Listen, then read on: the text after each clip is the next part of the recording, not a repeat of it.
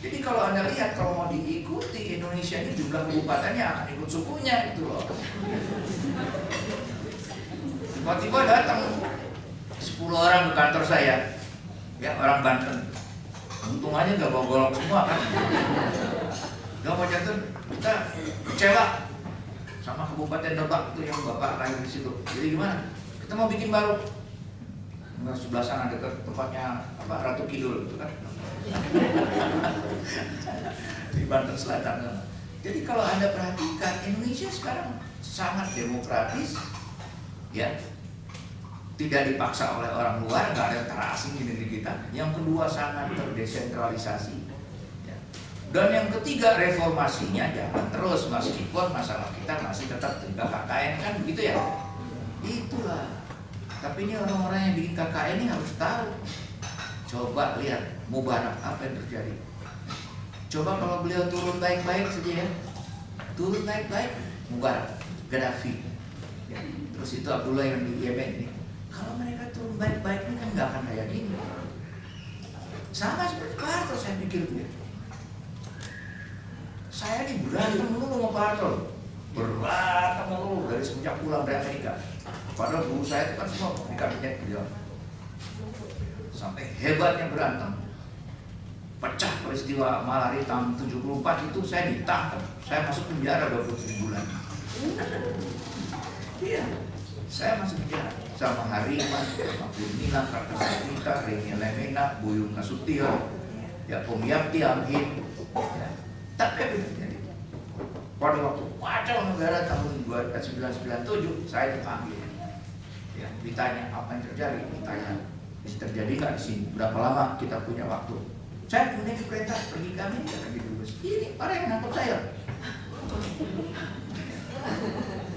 Ribut dulu dari mobil semua.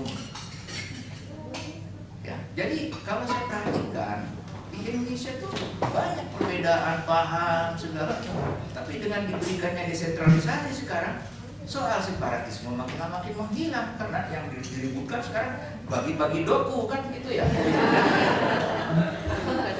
Itu masalahnya dari dulu juga itu, sebetulnya PRRI Permesta juga itu dulu. Pemberontakan PRRI Permesta itu sampai disebut adalah pemberontakan setengah hati. Dia bukan mau keluar dari Indonesia, bukan, tapi merasa tidak diperlakukan adil. Ya, dan tidak diperlakukan secara sama sebagai pejuang. Ya, karena Waro, Kawilarang, ya, Kahar Muzakar dulu itu semua republik, bahkan Kartosuwiryo. Tapi ketika mereka melihat bahwa Bung Karno, Bung Hatta, Syahir melakukan diplomasi dengan Belanda, nah mereka kemudian nggak mau terima, dibikinlah Islam itu. Pada waktu sesudah merdeka, kelihatan bahwa pembagian uang kurang baik seperti yang kita lakukan sekarang, malah sudah luar biasa kan. Timbullah pemberontakan PRRI Permesta seperti itu. Jadi kalau Anda lihat, itulah Indonesia.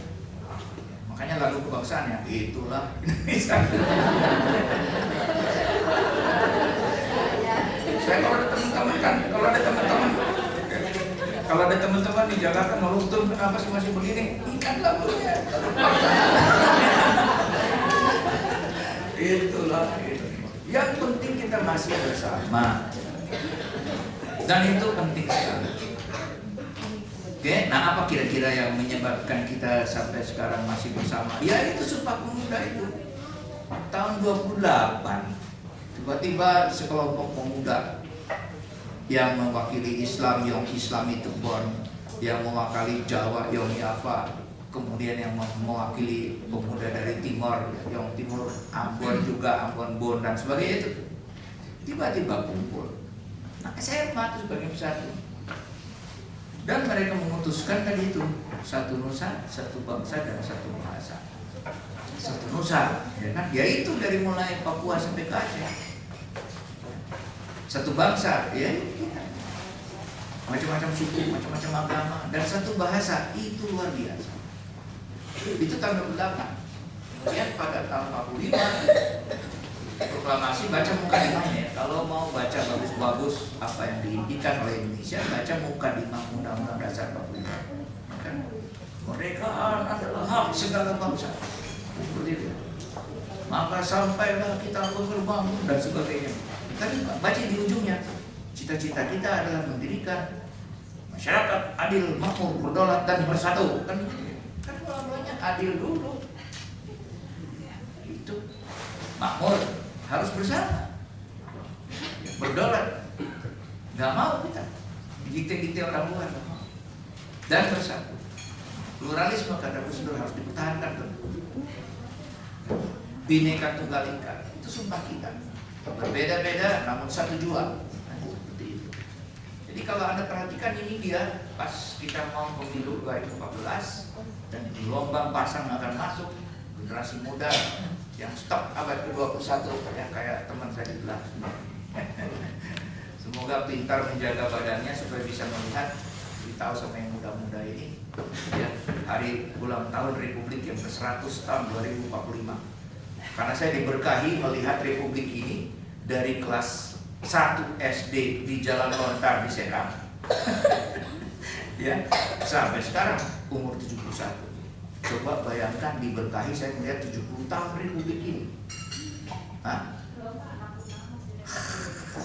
Nah, jadi kan Anda harus berpikir, hitung deh sampai 2045, maraton nanti ya? Iya, maraton. Ya, kalau hidupnya kayak begini, makan mulu saya lihat. Nggak sport, ya, seperti itu. Nggak baca, nggak tahu negerinya, marah mulu lagi kan? Harus santun, harus santun. Saya diingatkan oleh orang tua saya, Will, nama saya di rumah tuh. Untuk sabar itu kamu mesti belajar sabar tentang kesabaran. Repot juga ya. Makanya untuk sabar itu perlu belajar sabar tentang kesabaran. Banyak dari kita perlu belajar tentang kesabaran. Ya. Orang sabar itu dicintai. Ya. Allah SWT. Karena apa? Memberi waktu. Jangan mendahului.